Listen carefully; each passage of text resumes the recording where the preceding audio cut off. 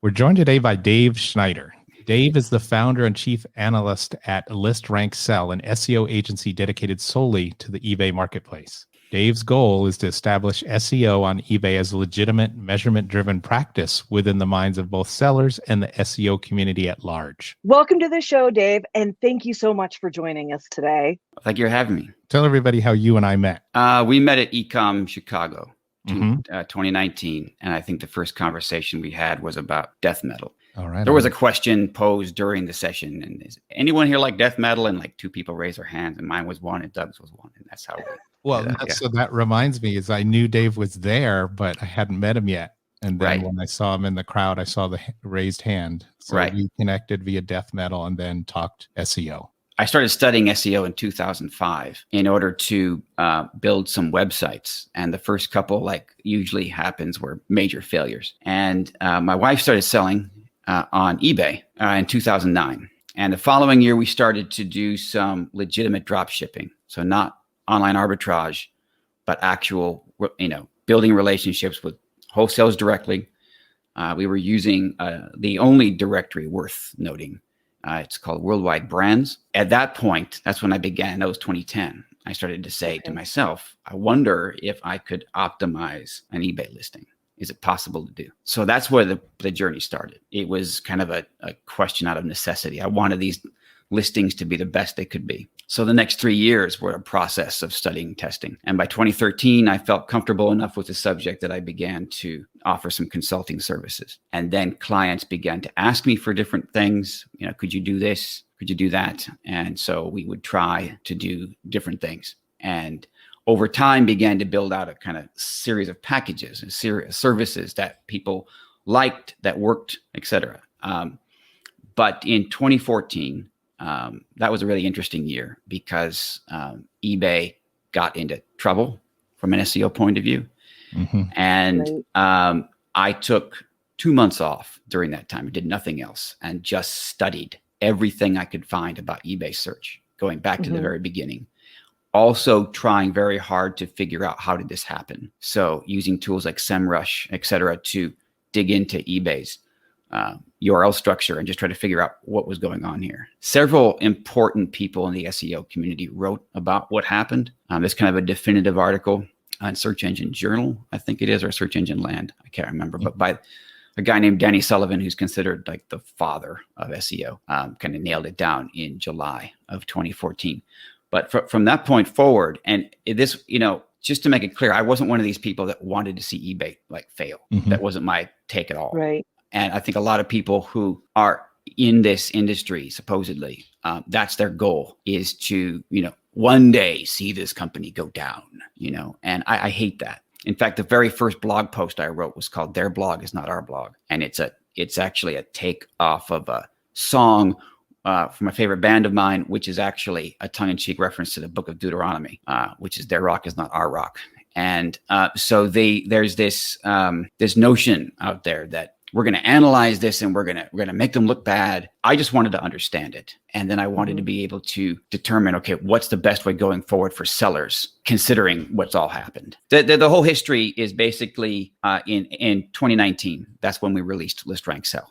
And then things really began to change, where our target audience was really what our services were geared towards, and not, like we don't do like 1 hour consulting sessions. And we have a 5 hour minimum. Our target are usually medium-sized businesses, which is like 10 to 100 employees. They've got a fairly large eBay presence and they have a marketing budget, and they're paying for SEO elsewhere. And most of the people claiming to do eBay SEO, they're usually some kind of eBay guru who thinks they know a bit of SEO. And that's like the most dangerous person to get your advice from, because they're getting it from who knows where. Could you explain what SEO is? Sure. And then what SEO is according to eBay? SEO stands for search engine optimization, which is at its core a marketing technique. The process employed, the intent is to increase the visibility of whatever it is you're optimizing. So you can optimize a web page, a video, an image, and in the case of e-commerce, it's going to be generally a product listing. You can optimize an eBay store, but that's very limited things you can do for that. But the product listing itself is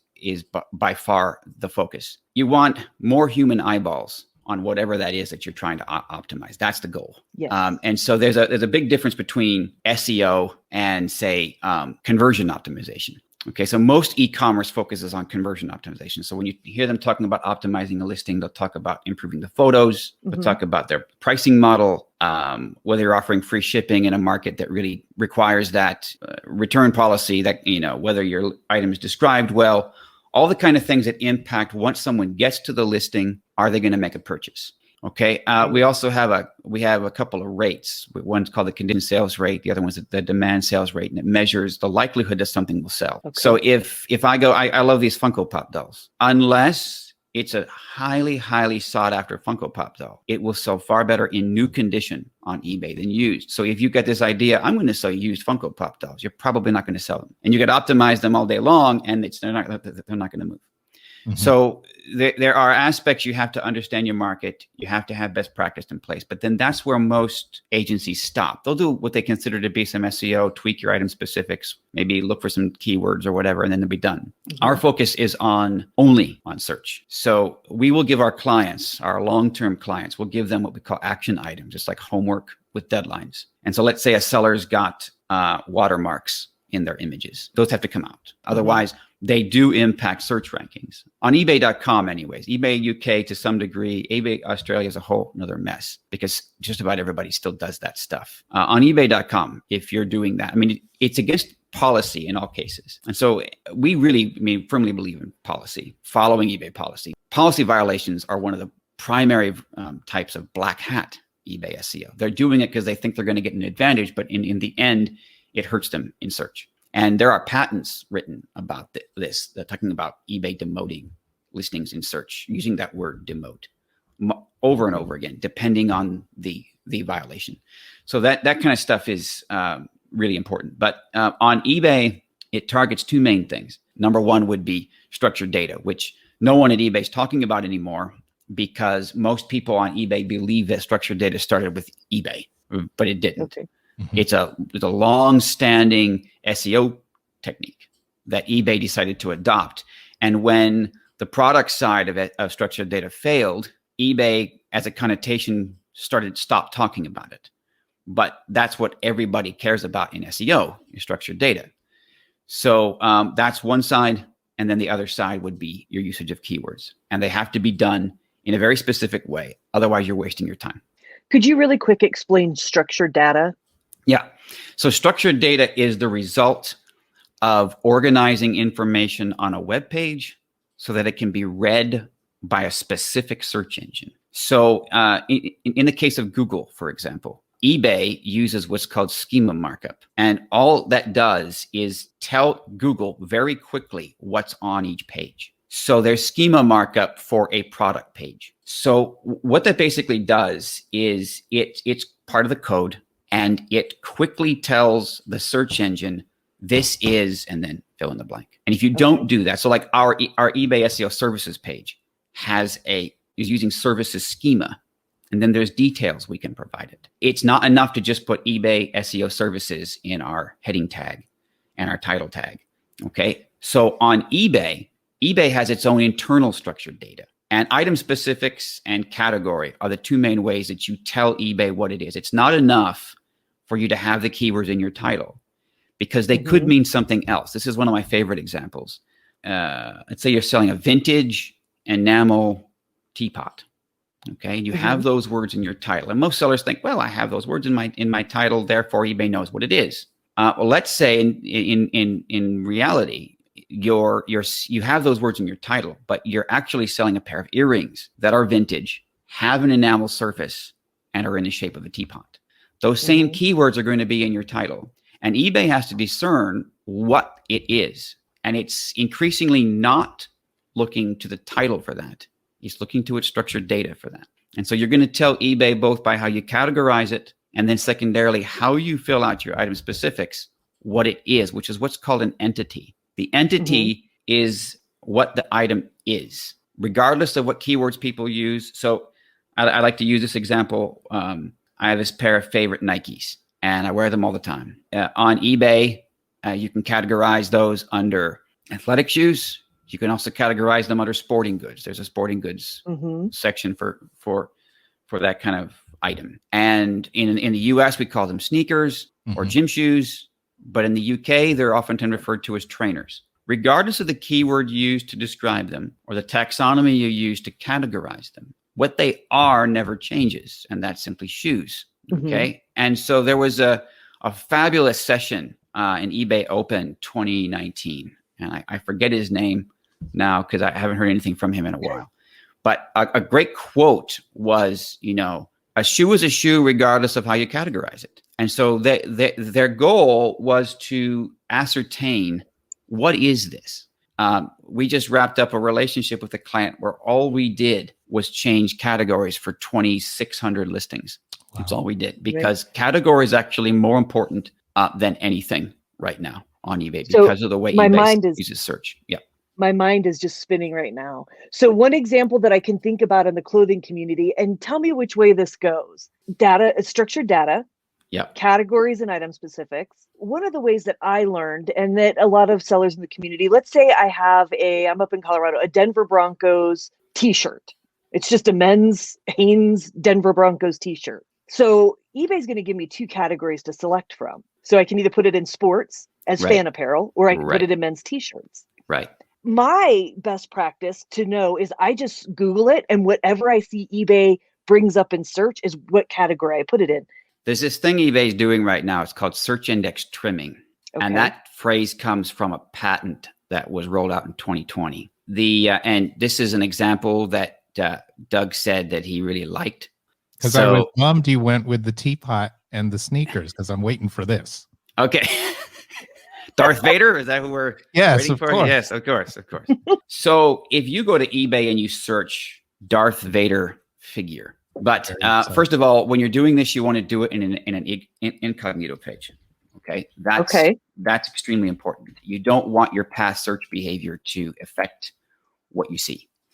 And then when you do a search, click the eBay logo again, so that your last search doesn't affect, because even though you're not logged in, machine learning, which is eBay learning from your past search behavior, as well as others, but in this case, it'll just be yours because you'll be the only one there. You don't want that to impact your later searches. So each test you do, you've got to do from eBay's homepage, okay, and within an incognito or a private browsing page. Chrome will be incognito, Firefox will be private, but it's the same thing. You don't have any cookies that are affecting anything. Okay. So right now, if you type in Darth Vader figure, you'll see that there's 8,600 listings. If you go to the top of the category tree at the top left, you'll notice that it changes from 8,600 to 14,300. So there are roughly 6,000 listings when you search the phrase Darth Vader figure that are not visible to search. Yeah. When you search the phrase Darth Vader figure, and they contain the phrase Darth Vader figure, but they aren't visible. Okay. Now, it's really important that I make this clear. This is a marketplace function. Okay. So the idea that listings disappear, that's intentional. For instance, let's say you're going to search for a Metallica t-shirt and you filter by black. Intentionally, then eBay is going to remove the t-shirts that are different colors. You're only supposed to see the black ones. Right. Okay? So this disappearance from search is known as, we call it listing displacement. So there's listing visibility. That's what we're focused on. But we're also focused on decreasing listing displacement. Those times when your listing disappears from search. A lot of those listings that don't appear, like for example, I saw a set of earrings that are little logo Darth Vaders. Okay, so the phrase Darth Vader figure is in the title, but they aren't a toy. Okay, they are actually earrings. So the entity isn't Darth Vader figure. The entity is earring. Yes. Okay, and that's really critical. So just because the phrase is in the title doesn't mean that that's what it is. It could be describing what it is. So there's a patent, and this gets a little complicated, but another patent that identifies the difference between the front end category and the back end category. So there are actually 4 categories on eBay. The first one is the one that you give in your eBay store. Okay, you have an eBay store, you create your categories. That's the first one. The other 3 are controlled by eBay. The next one is the one that eBay talks about, which is the best fit category. which is by all, they had never defined it as far as I know, but from the context, it seems that that's the most logical one, the best fit, the one that seems the best. So, it's a shoe, so put it in shoes. Like it's as easy to do as that, because eBay's taxonomy, which is a really stupid word for the category tree, the category structure, is a mess. Okay. eBay didn't have a search engine for 2 years. From September of 95 to September of 97, there was no search engine. The only thing it had was a set of categories. And that's how you found, you just clicked on categories. The other two categories are the front end, which is the category that you choose for your listing.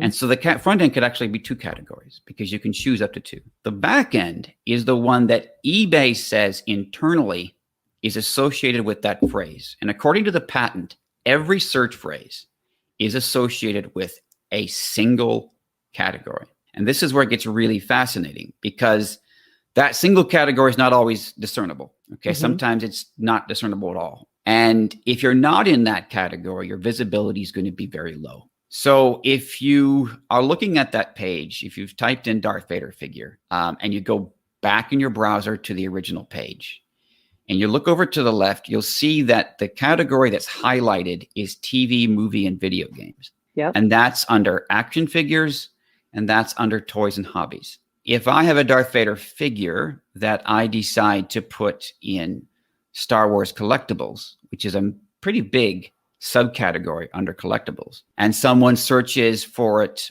by a short tail phrase, which means 3 or 4 words, 3 or 4 words that are searched. Essentially, it means short phrases. My listing disappears from search completely. Okay, so that's right. If it's not in toys and hobbies, it's going to disappear from search. And the reason why eBay is doing this is to make search more manageable. So the product-based shopping experience, which was a failure, it just simply wouldn't. People, what eBay calls habituated buyers, wouldn't adopt. New buyers kind of liked it. So that just briefly, that was an attempt to basically make eBay a little bit more like Amazon. They actually called it a buy box, and there was this product page that would link. Let's say you're selling this specific Kenner Darth Vader doll from 2009. And everyone's using the same UPC. So the push for product identifiers was huge. And they would group them by those product identifiers. What the purpose of that was you go into eBay, you search something, and you see hundreds of thousands of listings. And eBay was trying to reduce that number somehow, make it simpler for buyers to find what they were looking for. This is a natural function of marketplace search. Probably just about every e-commerce platform does this. It's much harder to nail down on Amazon because their data isn't public the way eBay's is. eBay doesn't hide anything. You know, if you search for something on eBay, you'll know exactly how many listings there are that have that phrase. Whereas Amazon will only show you the first however many thousand, and then they hide everything, and they don't have this nice open API that eBay has. And in my opinion, they don't innovate on the tech side the way eBay does. I mean, eBay gets a really bad rap on the tech side from sellers, but they're well known in the tech community, which is fascinating to me. But so this process then, basically what you're doing is if eBay filters, so what eBay is doing is they're automatically filtering to a specific category. If you're not in that category, your listing to a large degree is not going to be visible. People will still find it if they know what they're looking for. So someone searching Darth Vader figure, Kenner, 1977, whatever, this nice long phrase. eBay doesn't do this filtering. The smaller the number of resulting listings get. Okay, so then suddenly everything is visible. But on the surface, 80%, according to eBay, 80% of all searches include at least one filter, one application of item specifics, within the left-hand navigation. You've got to optimize for these short phrases, assuming that someone's going to filter by brand or filter by size, and not type that in to the search bar. Right. So what I'm hearing, really, category is really where it starts, because a buyer is going to come onto eBay and they're going to type in, and I learned this actually from another seller. Thank you, Katie. You taught me this when I had a question about this t-shirt. I just typed in, so for instance, I followed along with you and I typed in Denver Broncos shirt. Over 7,700 came up in the fan apparel and souvenirs, football, NFL. So eBay is just showing people that type in Denver Broncos t-shirt. If I click on the all, it's over 11,000. So that tells me as a seller, I need to make damn sure if I have a Denver Broncos shirt, it is in that category before I even think about item specifics, correct? Yeah. So a Broncos t-shirt would need to be in the sports memorabilia category. Yes. Perfect. Yeah. And because the item specifics flow from that category.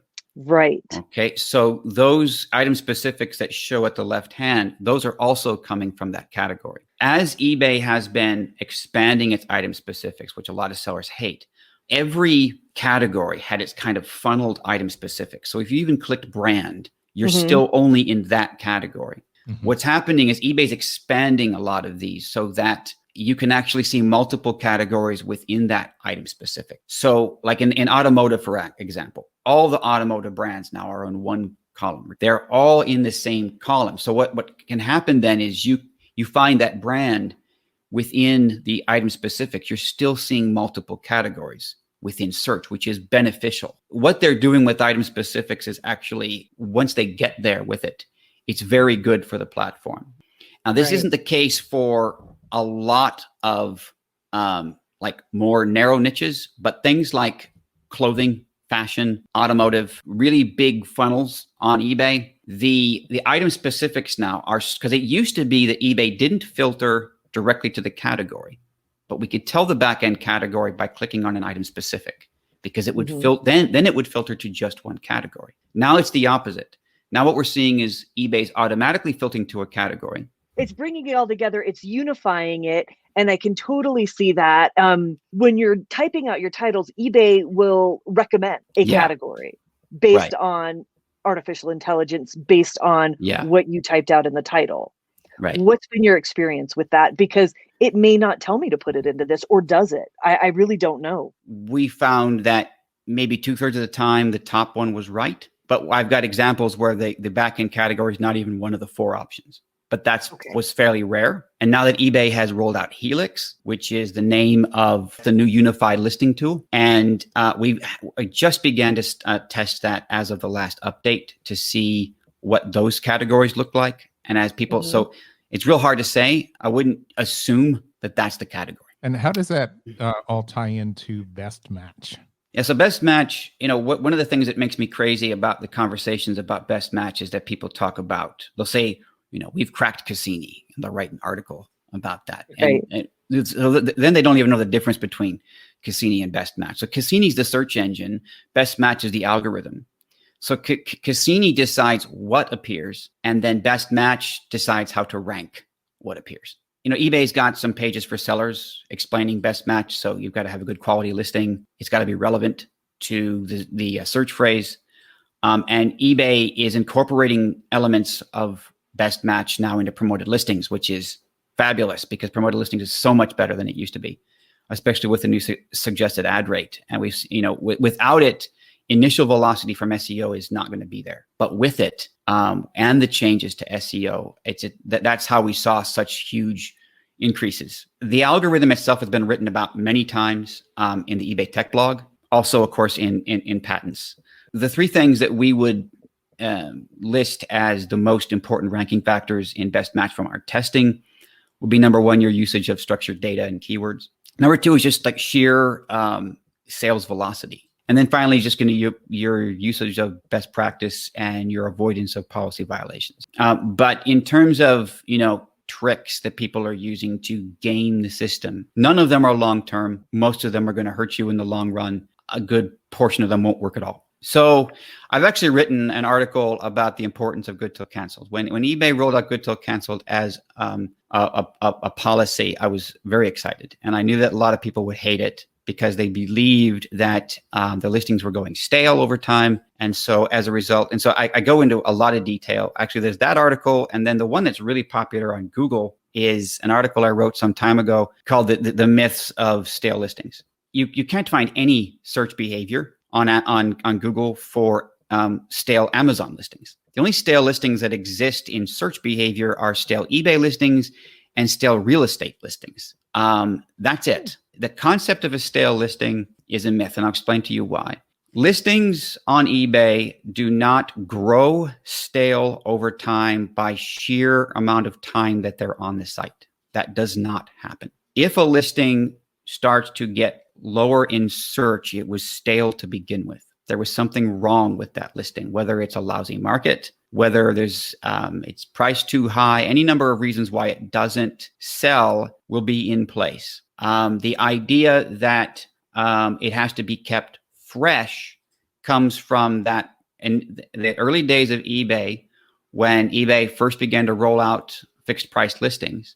There was this massive reaction in the veteran community that said these are going to become stale over time. They aren't going to remain fresh like auctions are. So there was this conflict between the 3-day, the 7-day, the 10-day auction that was always fresh and new, but that listing is just going to sit there. And that mentality has stuck. So if you're looking for SEO traction, you have to have what's known as a static URL. It can't change.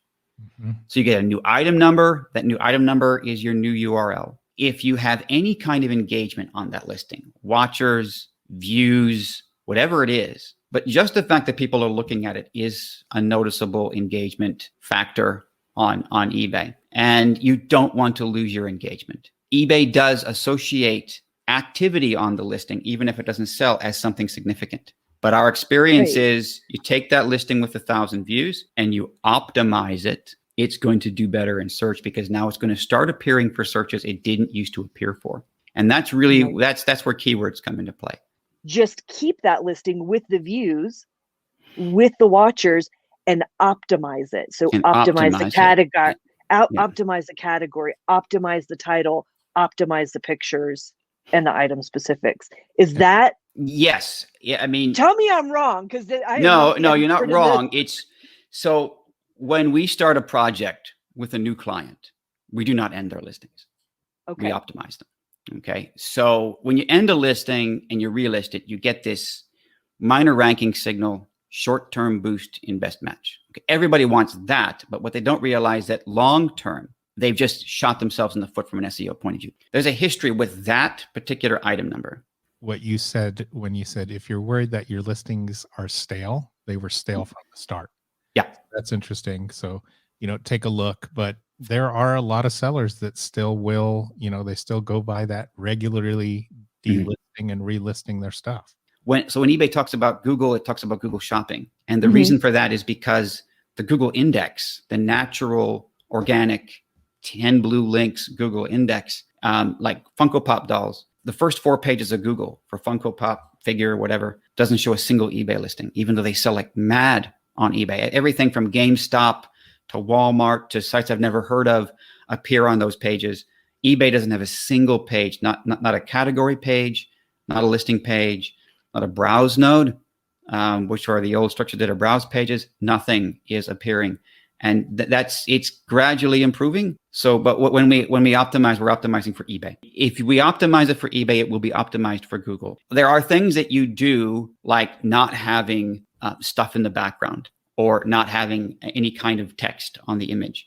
That's going to help you in eBay search. That's also going to allow you to be indexed in Google Shopping, which is important. 70% of all eBay's traffic starts on eBay. 80% of eBay's traffic is organic. That could include and would include Google Shopping. That means the rest of it is either links or paid. And eBay does a lot of paid advertising. Haven't even really talked about keywords, but basically you want to get your keywords from a tool that accesses buyer search. My favorite tool is called Keyword Tool Dominator. It has the most access to eBay's autocomplete. First of all, it's got to be coming from eBay. Don't use Google phrases. Use eBay generated phrases. And then you want a tool that gives you the most. And the nice thing about Keyword Tool Dominator is that it's a one-time fee. Your item description of all the pages, and that's because it's in what's called an inline frame, which I won't get into, but it affects how Google can read it. And it also affects how Google attributes the content.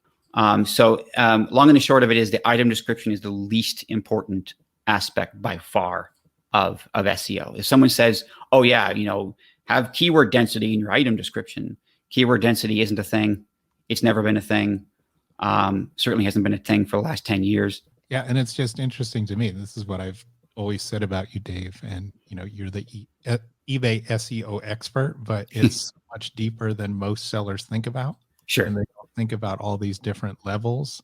And, like you said, they're used to certain things, or certain things throw them off, or they've just never evolved their thinking. From an SEO perspective, if you know a little bit about SEO, a lot of it makes sense. I mean, Sure. you want to have that static URL sending traffic to, and just, optimizing. When we optimize a listing fully, very rarely are we going to go back and like tweak it later. You have to know what your buyers are searching. Yeah. And it's oftentimes going to be different than what your competitors are using.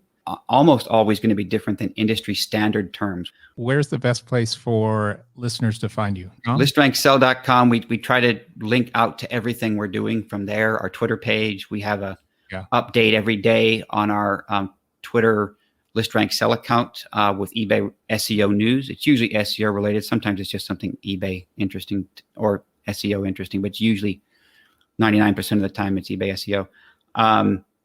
LinkedIn, of course, but you can get to all of that from ListRankSell.com. Your blog is awesome, especially if you're listening right now. Seriously, go to ListRankSell, go to the blog, and look what Dave wrote on the latest, on the spring 2021 seller update. That I was like, there's not a whole lot in here. Ooh, Dave taught me. That's not true. So go back and read that blog and learn a little bit about SEO and really just how to improve eBay just based off of the spring seller update. Oh my gosh, Dave, thank you so much. I need to go back and listen to this 5 more times to wrap my head around this. I just want to say thank you so much for your time. And is there anything else that you want to add? Anything that we didn't ask that you think is very important for our listeners to hear? So first of all, thanks to both of you for inviting me. This has been a lot of fun for me. It's a subject that you get me rolling and I don't shut up. It's one of like 3 topics that I won't stop talking about. If this is something you haven't done before, the main 3 things that you're concerned about is your categorization, and it's based on what eBay's filtering to. If you can, otherwise you're going to probably use the best fit category, the one that makes the most sense. And then secondly, obviously item specifics, which we didn't really talk about. That lightning gauge is really nice because it helps you see how much you've completed. You don't have to fill that blue thing in to, everyone you give them is going to help you. But it has to be applicable to what you're selling. And then that same little filter will be showing up in the left-hand navigation on the left of search. And that's how you're going to gain visibility. And then thirdly is just do your keyword research and make sure that you're using terms that are descriptive of what you're selling, but they're what people are actually searching based, as opposed to what some great competitor of yours is using. Well, this was awesome. And I'm sure we'll have you back, Dave, but thanks for joining us. Thanks to both of you. We've been talking with Dave Snyder, eBay SEO expert of ListRankSell.com. Thanks, Dave. Thank you.